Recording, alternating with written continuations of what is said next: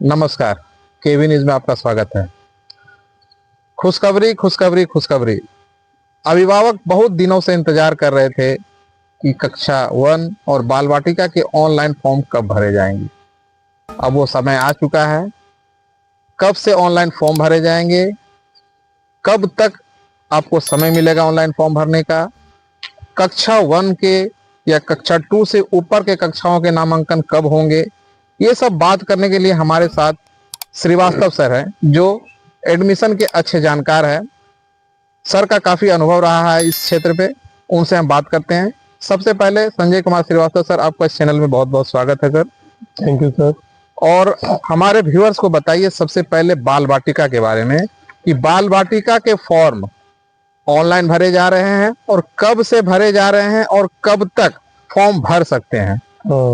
जैसा कि जो भी इच्छुक पेरेंट है जो बाल वाटिका या 1 में एडमिशन चाहते हैं, तो उनके लिए पहला सलाह ये है कि पहले जो केवीएस का वेबसाइट है kvsangathan.nic.in, उस पर जाकर जो फॉर्म भरने का निर्देश है कि भाई कैसे फॉर्म भरना है, क्योंकि देखा गया है बहुत सारे लोग गलत फॉर्म भरते हैं। तो पहले उसको पढ़ ले, अच्छे से पढ़कर समझ ले, निर्देश को पढ़ ले, निर्देश को पूरा अच्छी तरह से पढ़कर समझ ले जी। उसके बाद भरने की कोशिश करें। जैसा कि आपने पूछा कि क्लास 1 और बाल वाटिका, तो इस बार बाल वाटिका ऑनलाइन मोड से ही फॉर्म भरे जाएंगे जी। और क्लास 1 का तो आप जैसे आप जानते हैं पहले से ही ऑनलाइन हो रहा है जी। तो बाल वाटिका के लिए जो भरने का वेबसाइट का लिंक नया लॉन्च किया है जी, जो balvatika.kvs.gov.in है जी। और क्लास 1 के लिए जी KVS ऑनलाइन admission.kvs.gov.in है। यानी दोनों के लिए अलग सेपरेट वेबसाइट बनाया गया है। कृपया ध्यान दें, इस जो पोर्टल है ना, इसके अलावे भी बहुत सारे फेक पोर्टल बने हुए हैं जी। इसलिए आप इस पोर्टल को विशेष रूप से नोट कर लें और इसी पोर्टल को ओपन करके अपने बच्चे का फॉर्म भरे जी। तारीख बता दे सर, कब से फॉर्म भरा जा रहा है? जो फॉर्म भरी जाएगी बाल वाटिका के लिए और क्लास 1 के लिए जी, इन दोनों का समय एक ही है जी। 7 मार्च 2025 के 10 बजे सुबह से शुरू होगा जी। और लास्ट डेट जो है जी 21 मार्च 2025 10 बजे रात तक, मतलब 10 AM to 10 PM तक ये रहेगा। 7 मार्च 2025 7 मार्च से ऑनलाइन रजिस्ट्रेशन शुरू हो जाएगा। हाँ, और 21 मार्च 2025 रात 10 बजे तक खुली रहेगी। इसमें एक सवाल और मेरा है कि बाल वाटिका में कौन कौन से, बाल वाटिका 1 2 3 3 होते हैं, इसमें से कौन कौन ऑनलाइन फॉर्म भरे जाएंगे, किनके? अब जैसे केवीएस ने बाल वाटिका 1 2 3 तीनों चालू किया जी, लेकिन जो ऑनलाइन पोर्टल अभी है जी, इसमें बाल वाटिका 1 और बाल वाटिका 3 ये 2 का ऑनलाइन एडमिशन, और दोनों का सेम पोर्टल है। दोनों का सेम पोर्टल है जी, और भरने का समय भी सेम है दोनों का जी। अच्छा, एक संक्षेप में बता दीजिए कि बाल वाटिका के कक्षाओं के जो बच्चे की उम्र की गणना होती है कब तक होती है और कितने कितने उम्र चाहिए बच्चों के बाल वाटिका? जैसा कि आप जानते हैं केवीएस में जो भी फ्रेश एडमिशन होते हैं जी, उसकी आयु की गणना जी 31 मार्च ऑफ कंसर्न ईयर, जैसे ये 2025 है जी, तो 31 मार्च 2025 से की जाएगी जी। और बाल वाटिका 1 में जी नामांकन के लिए जी जो गणना एज निर्धारित है जी, वो 31 मार्च 2025 को 3 साल से कम नहीं होना चाहिए जी, और 4 साल से ज्यादा बाल वाटिका 1 के लिए 3 to 4 इयर्स के जो बच्चे हैं वो बाल वाटिका 1 में आएंगे जी। अब 1 ईयर और बढ़ाएं आप, यानी तो बाल वाटिका 2 के लिए 4 to 5 हो जाएगा और 3 के लिए 5 to 6 हो जाएगा जी। अब उसी तरह से क्लास 1 के लिए उम्र की क्लास 1 के जैसे आप पहले से भी पिछले साल भी आप जानते हैं जी कि 1 न्यू एजुकेशन पॉलिसी के तहत एज का जो पीरियड दिया गया है वो एज 6 ईयर to 8 ईयर्स, मतलब 31 मार्च 2025 को 6 साल से छोटा नहीं होना चाहिए और 31 मार्च से हाँ, 8 साल से बड़ा नहीं होना यानी इसमें देखा गया कि एक दिन भी ज्यादा नहीं होना चाहिए और एक दिन भी चाहिए, एक भी कम नहीं कम होना नहीं चाहिए। होना कम होने का मतलब है वो क्राइटेरिया वो फॉर्म ही नहीं आपका एक्सेप्ट होगा। एक्सेप्ट नहीं लेकिन गाइडलाइन में ये भी लिखा हुआ कि जो 1 अप्रैल को बच्चे ने जन्म लिया है उनको कंसिडर किया जाएगा। जी जी, मैंने 31 मार्च या यूं कहें 1 अप्रैल जी को उसका 3 साल पूरा हो जाता है तो बच्चा बाल वाटिका 1 के लिए अप्लाई कर सकता है। 5 साल पूरा हो जाता है तो 3 के लिए कर सकता है, 6 हो गया तो 1 के लिए कर सकता है। तो जो क्लास 1 में है, क्या दिव्यांग बच्चों के लिए कुछ उम्र में रियायत है, दिया गया है? हाँ, जो दिव्यांग बच्चे हैं, फिजिकली हैंडिकैप्ड है, जी, स्पेशल नीड जिसको कहते हैं CWSN जो है जी, उनके लिए 2 इयर्स का एज बेनिफिट रहता है। जैसे बाल वाटिका 3 के लिए जी हमने क्या बताया कि 5 साल से छोटा नहीं और 6 साल से बड़ा नहीं जी, तो उसमें 2 साल बढ़ा लेगा है ना। तो 7 इयर्स मतलब 6 नहीं 8 साल तक। 5 साल का भी है तो वो एलिजिबल है जी, लेकिन मैक्सिमम एज लिमिट जो है ना उसका 6 नहीं रहेगा, 8 रहेगा। उसी तरह क्लास 1 में 8 नहीं रहेगा, 10 रहेगा। जी जी, 1 में 4 नहीं रहेगा, 6 रहेगा जी। इस तरह। अब एक चीज और बताइए, जो अभिभावक ऑनलाइन फॉर्म भरेंगे वो किन किन डॉक्यूमेंट लेकर, यानी जो अपलोड होगा फॉर्म भरने के समय में कौन कौन से डॉक्यूमेंट अपलोड करेंगे? ये पहले फॉर्म भरने में जल्दीबाजी न करें जी, इसीलिए मैंने कहा कि उसके जो निर्देश है जी, उसको अच्छे से पढ़ लें, उसमें सब कुछ दिया हुआ है। जी, ऐसे मैं बता देता हूँ कि फॉर्म भरते समय जब ऑनलाइन आप फॉर्म भरेंगे जी, तो बच्चे का एक फोटोग्राफ चाहिए, डिजिटल फोटो चाहिए, डिजिटल फोटो चाहिए जी, और डिजिटल फोटो जी जो होना चाहिए वो जेपीजी फॉर्मेट में चाहिए जी, और उसकी जो केबी है वो मतलब उसकी जो मेमोरी है, साइज जो है वो 256 केबी का होना चाहिए। जी जी जी। और दूसरा डॉक्यूमेंट है जन्म प्रमाण पत्र, डेट ऑफ बर्थ सर्टिफिकेट। ये आप पीडीएफ में फॉर्मेट भी हो सकता है या जेपीजी भी होगा, लेकिन उसकी जो साइज है वो 256 केबी ही होना चाहिए। यानी दोनों का साइज जो है वो 256 केबी ही होना चाहिए। लेकिन ध्यान रखें कि फोटो जो होना चाहिए वो जेपीजी में होना चाहिए ओनली जी। और बर्थ सर्टिफिकेट जो है वो पीडीएफ हो या जेपीजी, दोनों में कोई भी हो सकता है जी। इसमें और ऑनलाइन फॉर्म भरने के समय में ईडब्ल्यूएस है या कोई सेंट्रल गवर्नमेंट एम्प्लॉय है, उनके लिए भी कोई सर्टिफिकेट तैयार रखना होता है? जैसे सेंट्रल गवर्नमेंट एम्प्लॉय है जी, अगर उसका सेंट्रल हो या शायद गवर्नमेंट हो, अगर उसका पिछले 7 इयर्स में जी जितने भी ट्रांसफर डिटेल है जी उसको उन्हें उसमें लिखना रहता है फॉर्म भरते समय जी, कॉलम बना हुआ है तो उसकी सर्टिफिकेट अगर आपके पास है पहले से बना ले तो ज्यादा बेहतर है। देखकर अच्छे से भरेंगे क्योंकि एडमिशन के समय जब आप आएंगे तो आप वेरीफाई किया जाएगा, एक भी एंट्री गलत होगी तो आपको रिजेक्ट कर दिया जाएगा जी जी। और ईडब्ल्यूएस जो जनरल कैटेगरी के लिए ईडब्ल्यूएस है जी, उसमें फॉर्म भरते समय ईडब्ल्यूएस का नंबर जी, सर्टिफिकेट नंबर और जारी करने वाले अथॉरिटी का नाम ये आपको लिखना पड़ता है। तो फॉर्म भरते समय जरूर अगर ईडब्ल्यूएस का लाभ लेना चाहते हैं तो उससे भरने से पहले सर्टिफिकेट आपके पास होना चाहिए। अंदाज से नहीं भर देना है अपने से जी जी, क्योंकि वो जब आप सिलेक्ट होंगे तो फॉर्म से मिलान किया जाएगा कि आपने अगर फॉर्म में कोई भी मिसमैच होगा तो आप रिजेक्ट हो जाएंगे। यानी ये बाल वाटिका और क्लास 1 ये दोनों पोर्टल के लिए सेम डॉक्यूमेंट जो आपने बताया ये लगेंगे, है ना? 1 का भी आपको यही 2 डॉक्यूमेंट कंपलसरी है सभी के लिए जी। और अगर ईडब्ल्यूएस है तो ईडब्ल्यूएस का सर्टिफिकेट चाहिए। यानी कुल मिला के 4 डॉक्यूमेंट आपको रखने हैं फॉर्म भरने के समय में। अगर गवर्नमेंट एम्प्लॉय है तब, अगर गवर्नमेंट एम्प्लॉय नहीं है तो इनको ट्रांसफर डिटेल्स भरने की जरूरत नहीं है। वो तो भाई गवर्नमेंट एम्प्लॉय के लिए ही है ये। आप गवर्नमेंट एम्प्लॉय नहीं है तो फिर ट्रांसफर डिटेल क्या भरना? तो सर्विस सर्टिफिकेट का क्या जरूरत पड़ता है कि ऑनलाइन फॉर्म के समय में भरने के समय में या बाद में जरूरत? जब आप सिलेक्ट हो जाएंगे, जैसे आप तो लिखेंगे कि आपकी भाई ऑक्यूपेशन क्या है, व्यवसाय क्या है जी, तो आप कहेंगे कि भाई हम स्टेट गवर्नमेंट एम्प्लॉय है, सेंट्रल गवर्नमेंट एम्प्लॉय है, मम्मी या पापा बच्चे का कोई भी हो जी, तो आपके पास सर्टिफिकेट होना ही चाहिए। अगर मान लीजिए फॉर्म भरते समय उसकी जरूरत नहीं है, आप केवल लिख देंगे जी, लेकिन at the time of admission ये डॉक्यूमेंट जरूर रिक्वायरमेंट है, क्योंकि एडमिशन जो केबी में होता है वो सर्विस के कैटेगरी के आधार पर ही होता है। जी।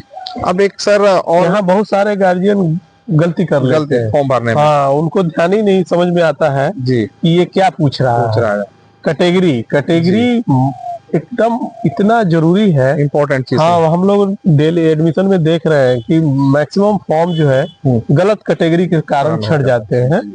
जैसे आपको क्लियर होना चाहिए, क्लियर कंसेप्ट कि जो सेंट्रल गवर्नमेंट का परमानेंट एम्प्लॉय है वो कैटेगरी 1 है। यानी इसमें रेलवे, आर्मी, बीएसएफ, पारामिलिट्री, ये सभी, और पोस्टल डिपार्टमेंट भी आ जाता है। डिपार्टमेंट भी ये कैटेगरी 1 के एम्प्लॉय हो। हाँ, इनको सर्विस कैटेगरी आप विशेष ध्यान देंगे, बहुत सारे लोगों को कैटेगरी नहीं पता होता है। जो हमारे एक्सपर्ट हैं वो बता रहे हैं, आप इसे अवश्य सुने, क्योंकि इसी के आधार पर नामांकन में वरीयता दी जाती है। यानी जो कैटेगरी 1 है उनके बच्चे का नामांकन सबसे पहले होता है। उसके बाद कैटेगरी 2 के बारे में बताइए सर। कैटेगरी 2 में जो सेंट्रल गवर्नमेंट का ऑटोनोमस बॉडी है जी, जैसे बैंक हो गया, बैंक, नेशनल बैंक सब हो गए, है ना, LIC हो गया, LIC के फूड कर्मचारी, कारपोरेशन ऑफ इंडिया हो गया, माने जो ऑटोनोमस संस्थाएं हैं वो कैटेगरी 2 में आएंगे। यानी वैसे कैटेगरी वाले 2 कैटेगरी भरेंगे। अब स्टेट गवर्नमेंट का ले लीजिए जी, तो स्टेट गवर्नमेंट के जो परमानेंट एम्प्लॉय है वो कैटेगरी 3 हो गए। जैसे पुलिस हो गए, हाँ, बिहार पुलिस हो गया, ऑफिस टीचर हो गए, परमानेंट टीचर जो है जी, परमानेंट टीचर, हाँ, जो जैसे आज के समय में जो BPSC क्वालिफाइड है जी जी, तो परमानेंट टीचर हो गए, तो कैटेगरी 3 में आ गए। सिमिलरली जो स्टेट गवर्नमेंट का ऑटोनोमस बॉडी है वो कैटेगरी 4 हो गए, जैसे यूनिवर्सिटी स्टाफ हो गए, हॉस्पिटल मेडिकल कॉलेज के जो स्टाफ होते हैं कैटेगरी 4 हो गए। और फिर आम जो पब्लिक है, जो व्यवसाय अपना निजी व्यवसाय करते हैं, वो कैटेगरी 5 में आ गए। ये सर्विस के आधार पर ये कैटेगरी जी हर पेरेंट को जो फॉर्म भर रहे हैं उनको समझकर भरना चाहिए, अदरवाइज उसमें गलत होने पर जी आपके फॉर्म रिजेक्ट हो जाते हैं। अब ये भी थोड़ा सा बताएंगे सर कि केंद्रीय विद्यालय जो है कहीं कहीं 6 कैटेगरी तक है, ये किन विद्यालय में इनको 6 कैटेगरी? देखिए, जो सिविल और डिफेंस जी ये जो केवी होते हैं जी, वहाँ पर कैटेगरी 1 to 5 ही होता है, लेकिन जहाँ पर जो प्रोजेक्ट केवी होता है जी, प्रोजेक्ट केवी का मतलब हुआ कि उस केवी का खर्च वो संस्था उठा रही है जी। उसने अपने अनुरोध पर अपने एम्प्लॉय को बेनिफिट देने के लिए जी, उसने केवी को पे करवाया है जी। इसलिए उस संस्था के जो एम्प्लॉय होंगे वो कैटेगरी 1 होंगे। अच्छा अच्छा। और उसके बाद जो ये 5 कैटेगरी अभी जो हम लोगों ने बताया जी, वो अब एक एक पायदान नीचे चले आएंगे, 1 वाले 2 पर आ जाएंगे, 2 वाले 3 पर जाएंगे, जाहिर है कि 5 वाला 6 पर चला जाएगा जी। तो जो भी प्रोजेक्ट के भी होता है जी, वो उसमें 6 कैटेगरियां होती है जी, और उसमें जो उसके एम्प्लॉय है वो कैटेगरी 1 हो जी।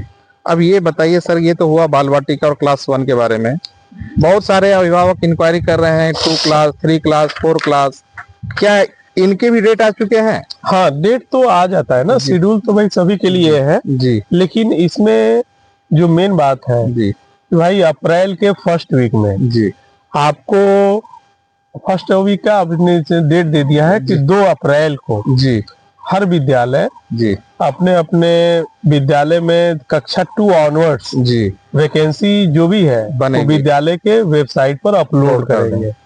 अगर जिस विद्यालय में आप नामांकन चाह रहे हैं जी, अगर पहले तो आपको ये चेक करना है कि वहाँ वैकेंसी है या नहीं। अब मान लो हमारे विद्यालय में कोई चाहता है जी, तो इस विद्यालय के वेबसाइट पहले 2 अप्रैल को चेक करें कि भाई यहाँ वैकेंसी है उस क्लास में कि नहीं।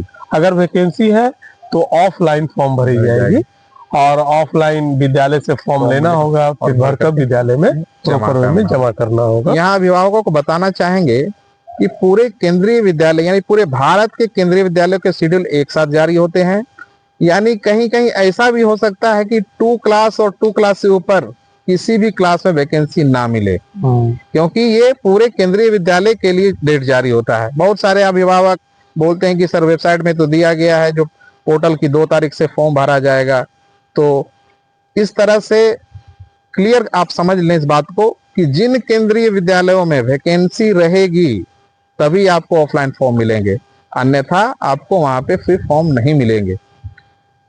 जी सर, जहाँ पे मान लीजिए वैकेंसी है तो उसके शेड्यूल क्या है, कब से कब फॉर्म मिलेंगे और कब तक मिलेंगे? उसका जो शेड्यूल है जी कि भाई आपको अगर वैकेंसी है जी तो आपको क्लास 2 ऑनवर्ड्स जी जो 2 अप्रैल जी नोटिफिकेशन हो गया, उसके अगले दिन से आप फॉर्म फॉर्म लेना ले शुरू सकते कर दें। जी और उसको भरकर जमा करने का जो डेट है जी 11 अप्रैल है। 11 अप्रैल को है। जी जी 11 अप्रैल को है उसका जी। Last date. उससे पहले जमा कर ये तो देंगे। हो गया बात। वो तो आप विद्यालय जब विजिट करेंगे तो विद्यालय में के नोटिस लगी रहेगी है कि ना? भाई फॉर्म इतने तारीख जी। तक लास्ट डेट जमा करना है। ये तो हो गया सर क्लास 1 बाल बाटिका और 2 से ऊपर के फॉर्म भरने के। अब बताइए कि जो फॉर्म भर दिए, मान लीजिए बाल बाटिका और क्लास 1 के ऑनलाइन फॉर्म भर दिए गए, अब इनकी जो सूची बनेगी वो कब जारी होगी? हाँ, देखिए जो फॉर्म भरने का लास्ट डेट तो 21 मार्च है, आप जानेंगे जी। उसके बाद पोर्टल उसमें जो सॉर्ट आउट करेगा जी। और जो फर्स्ट लिस्ट होगी, फर्स्ट एडमिशन लिस्ट जी वो 25 मार्च को निकलेगा। जी। किसका? क्लास 1 का 25 मार्च। हाँ, और बाल बाटिका का नेक्स्ट डे 26 मार्च 2025 को निकलेगा। यानी जो क्लास 1 में ऑनलाइन रजिस्ट्रेशन कर रहे हैं उनकी फर्स्ट सूची जो जारी होगी वो होगी 25 मार्च 2025 को, और बाल बाटिका 1 और बाल बाटिका 3 के लिए जो ऑनलाइन रजिस्ट्रेशन करेंगे उनकी फर्स्ट जो लिस्ट जारी होगी वो 26 मार्च 2025 को होगी। इसके बाद जिन केंद्रीय विद्यालय में बच्चे का आप दाखिला कराना चाहते हैं, वो हो सकता है कि जिनके बच्चे का नाम आए आपसे वो फोन में कांटेक्ट करे या वेबसाइट में वो नाम अपलोड कर दे। फिर आप अपना थोड़ा सा आपको समय निकाल करके चेक करना है कि हमारे बच्चे का नाम आया है या नहीं आया है। आने पर आप विद्यालय जाकर के भी पता कर सकते हैं कि शेड्यूल कब तक एडमिशन हो रहे हैं या उनकी कब तक आपको एडमिशन करना है। सिलेक्टेड लिस्ट में नाम आ जाए तो आपको चाहिए कि विद्यालय से कांटेक्ट करें और वहाँ का जो शेड्यूल है जी वही किस टाइम से किस टाइम के बीच में आकर एडमिशन लेना है, क्या उसका कौन सा डॉक्यूमेंट लाना है, वो सारी जानकारी वहाँ से प्राप्त करें। डॉक्यूमेंट से सर बहुत सारे अभिभावक पूछ रहे हैं कि सर कौन कौन से डॉक्यूमेंट लगेंगे, कौन कौन से जमा करने होंगे। जमा करने के लिए आपने तो बता दिया कि जो ऑनलाइन पे जो भरा जाएगा। अब ये बताइए उसके अलावा एडमिशन के समय में कौन कौन से कागजात अभिभावक को प्रस्तुत करने होंगे? एडमिशन के समय जैसे तो एक तो जो आपने ऑनलाइन फॉर्म भरा है जी उसका प्रिंट निकाल ले। बर्थ सर्टिफिकेट आपने जो दिया है उसका ओरिजिनल और फोटोकॉपी लेकर करके आए जी। प्लस में अगर सेंट्रल गवर्नमेंट एम्प्लॉय है तो अपना सर्विस सर्टिफिकेट आपने फॉर्म में डिक्लेयर किया है जी, कि आप तो भाई हाँ तो गवर्नमेंट सर्वेंट है तो अपना सर्विस सर्टिफिकेट रखें जी, वो चाहे सेंट्रल हो चाहे स्टेट हो। गवर्नमेंट एम्प्लॉय है तो सर्विस सर्टिफिकेट। और ट्रांसफर डिटेल आपने डिक्लेयर किया है फॉर्म में तो उसकी सर्टिफिकेट चाहिए। जो कॉम्पिटेंट अथॉरिटी है वो लिख के देगा पिछले 7 ईयर्स में इनके इतने ट्रांसफर हुए हैं जी। उसके बाद जैसे अब रेजिडेंस का बहुत बड़ा इशू है जी, तो भाई केवी में जो एडमिशन होता है वो नियर बाई बच्चों को प्रेफरेंस दिया जाता है। मतलब जो शहरी क्षेत्र है 5 किलोमीटर के रेंज में जी, जो हेडक्वार्टर नहीं है, डिस्ट्रिक्ट हेडक्वार्टर नहीं है जी, इंटीरियर एरिया है, वहाँ 8 किलोमीटर के रेंज में होना चाहिए। तो आपको जो भी आपने एड्रेस दिया है फॉर्म भरते समय उस एड्रेस का एड्रेस प्रूफ, रेजिडेंशियल प्रूफ आपके पास होना चाहिए जी। यहाँ पे एक बात हम अभिभावकों से बताना चाहेंगे कि आप जब ऑनलाइन फॉर्म भर रहे होंगे तो एड्रेस का विशेष ध्यान रखेंगे, क्योंकि उसी एड्रेस को भरेंगे आप जहाँ से बच्चा विद्यालय आएगा। ऐसा नहीं कि आप रह रहे हैं गया में और अपने नेटिव प्लेस भर दिया है आप कहीं दूसरे जगह का, तो वो गलती आप ना करें। फॉर्म में वही एड्रेस भरेंगे जहाँ से बच्चा विद्यालय आएगा जी। सर यही है ना? हाँ यही है जी। अब इसके बाद रेजिडेंस प्रूफ भी हो गया जी। अब आजकल गवर्नमेंट ने एक ऑल इंडिया स्टूडेंट जितने भी स्टूडेंट हैं उनके एक यूनिक आईडी बना रहा है, अपार आईडी कहा जाता है जी। उसके लिए बच्चे का आधार कार्ड मस्ट है जी। इसलिए जो भी गार्जियन जी, जो भी पेरेंट है बच्चों का अपना अगर नामांकन के लिए इच्छुक है जी तो आधार तो उनके पास होना ही चाहिए। हो गया है आधार क्या, अगर मान लीजिए 5 साल का 6 साल का बच्चा है नहीं बनवाया है जी तो अभी प्रोसेस में डाल ले बन जाए, क्योंकि एडमिशन होना ना होना अलग बात है, बच्चे का आधार होना ही चाहिए। क्योंकि अगर आपका सिलेक्शन हुआ जी तो आपके बच्चे का आधार मांगा ही जाएगा। क्योंकि बिना आधार का एडमिशन देने में विद्यालय को और प्रॉब्लम होती हो है। सकता है जब अपार आईडी बनता है तो पेरेंट्स का भी आधार लिया जाता हाँ, है।